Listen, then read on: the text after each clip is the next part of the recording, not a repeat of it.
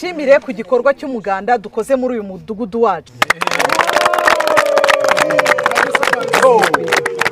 Uyu munsi rero tugiye kuganira ku gikorwa cy'amatora ya Perezida wa Repubulika n'ay'abadepite. Umuturage wese cyangwa umuntu wese ugomba gutora agomba kuba afite indangamuntu, agomba kuba ari kuri liste y'itora, ikindi akamenya naho agomba gutorera.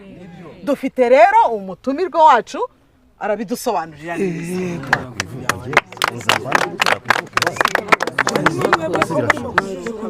Ngiye mfite ikibazo. Yego. Ubu ngiye nzasubira ku ivuko njye gutorerayo kuba nakosoye n'amaliste y'itora ntahari. Muyobozi. Yego. Ko rwo mbere ngiye gutora ubwo bizagenda gute? Ni muhumura byaroroshye. Ubu ngubu ukoresheje ikoranabuhanga. Ushobora kwireba kuri liste y'itora naho uzatorera. Reka turebe uko bikorwa. Fata telefone yawe. Kanda akanyenyeri 169 urwego uwemeze. Turagendana. Hitamo ururimi. Shyiramo rimwe ku makuru y'utora.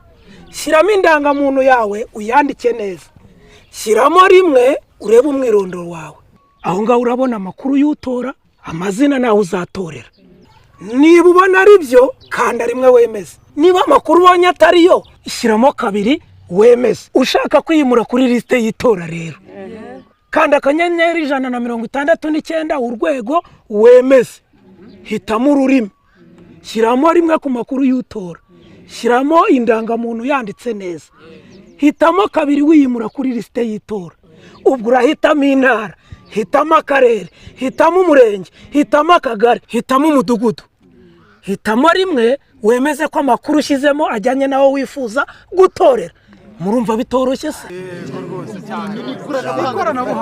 Nawe irebe kuri liste y'itora cyangwa wiyimure bitewe nawo wifuza kuzatorera.